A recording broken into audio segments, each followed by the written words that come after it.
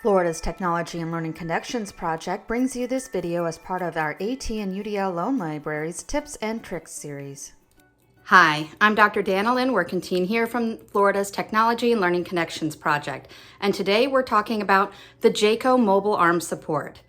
When you borrow the Jaeco Mobile Arm Support from our lending library, it will come as an evaluation kit, which includes the ability to set up an evaluation stand and attach it to a table.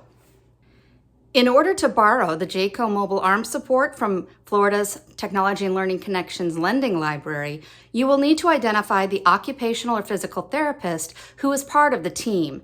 They will be responsible for helping to do some measurements on the student to help get the right fit. They're also experts in movement and can really help fine-tune the settings on that Jaeco Mobile Arm Support to meet the student's needs. Let's take a closer look at what's inside. Thanks for watching. Check out the next video in the series for our next steps.